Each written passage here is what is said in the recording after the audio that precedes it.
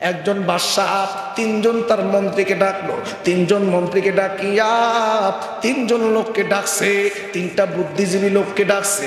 তিনটা বুদ্ধিজীবী লোককে ডাকিয়া বাদশাহ ডাক দিয়ে বলে, আমি তোমাদেরকে পরীক্ষা করতে চাই। কি পরীক্ষা করবেন হুজুর, কি পরীক্ষা করতে চান? এবার বাদশাহ ডাক দিয়ে বলো, পরীক্ষা হলো তোমাদেরকে আমি তিনটা থালা দেব। এই তিনটা থালা নিয়া তোমরা বাগানে চলে যাইবা, বাগান থেকে ফল নিয়ে আসবা আমার জন্য।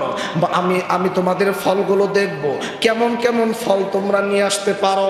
এইবারে তিনটা লোক তিনটা পাত্র নিয়া বাগানে চলে গেল। বাগানে যাওয়ার পরে তারা ফল কুড়াচ্ছে।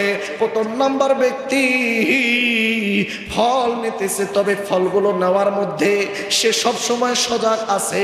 কোনো যেন খারাপ ফল, কোনো যেন পচা ফল, কোনো যেন পোকা ধরা ফল, টেরা ফুটা ফল যেন আমার ভান্ডারে ঝুড়িতে না পড়ে। এই জন্য ভালো ভালো ফলগুলো খুঁজে খুঁজে সে ওই তার পাত্রের মধ্যে রাখতেছে।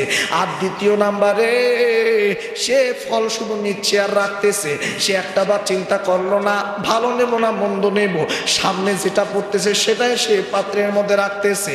আর তিন নাম্বারে ওই ব্যক্তিটা চিন্তা করলো যে ফল ভরে কি করব, এত বড় একজন বাদশা মুখের কথা তো বলছে, সে কি আর ফলগুলো দেখবে?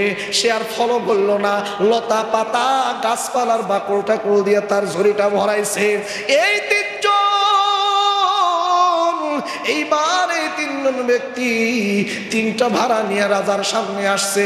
রাজা এবার ফলগুলো না দেখিয়া ডাক দিয়ে বলল, তোমাদের তিনজনকে তিনটা ঘরের মধ্যে আমি বন্দি করে রাখবো 1 বছরের জন্য।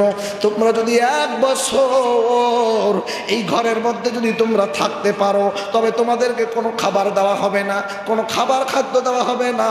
তোমাদের যে ফলগুলো তোমরা জোগাড় করছো দীর্ঘ কয়েকটা দিন ধরে, তোমরা যে ফলগুলো তোমরা সংরক্ষণ করছো, এই ফলগুলো খাইয়া তোমরা 1 বছর তোমরা কাটায়া দেবা। তিনজনকে তিনটা রুমের মধ্যে রাখা হলো। প্রথম ব্যক্তি ভালো ভালো ফলগুলো তো সে শুধু কুড়াইয়া কুড়াইয়া তার ঝুড়িতে রাখছে। এই জন্য ওই যে ওই ঘরের মধ্যে সব সময় ভালো ভালো ফল খাইতো, সুস্থ থাকতো, সমল থাকতো। এইভাবে ফলগুলো দিয়ে সে 1 বছর পার করে।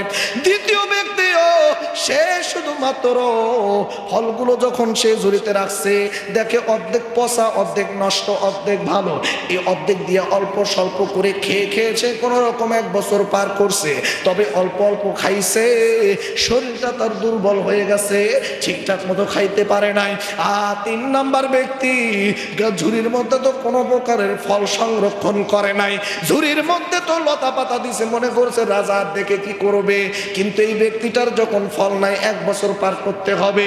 এই ব্যক্তিটা কিছুদিন থাকার পরে হঠাৎ করে খাবার অভাবে সে জেলখানার মধ্যে রুমের মধ্যে সে মারা যায়। এবারে 3 জন ব্যক্তির মধ্যে রাজা যখন বের হইতে বলল, দেখে একটা বাড়াইলো লাশ, আরেকটা বাড়াইলো দুর্বল, কোনো রকম হাঁটতেই পারে না, পড়ে যায়। আর 3 নাম্বার প্রথম যে ব্যক্তিটা, এই ব্যক্তিটা সুস্থ সবল নিয়া, বরংস আগের থেকে চেহারা আরো সুন্দর নিয়া যে ওই ঘর থেকে বের হয়েছে।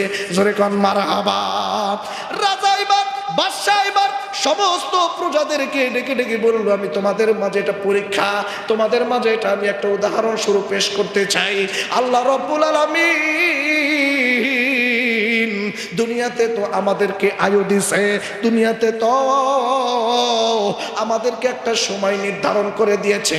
এই সময়ের মধ্যে আমরা যে প্রথম ব্যক্তিটা যে ভালো ভালো ফলগুলো সংরক্ষণ করছে, আমরা যদি এই প্রথম ব্যক্তির মতো আমরা যদি ভালো ভালো কাজগুলো করতে পারি, নেকির কাজ করতে পারি, উত্তম আমলগুলো করতে পারি, আমলে সলেহা যদি করতে পারি, তাহলে ওই ব্যক্তিটা যেমন বাহির থেকে ঘরের ভিতর যে 1 বছর থাইকা যেমন তার স্বাস্থ্য আরো ভালো হয়েছে, আমরা যদি এরকম নেক আমল ভালো ভালো করতে পারি, তাহলে আমরাও এহকাল থেকে পরকালে গিয়া এহকালে যা ছিলাম তার থেকে আর উত্তম নাজ নিয়ামত আমরা জান্নাতে পাবো। জোরে কোন সুবহানাল্লাহ।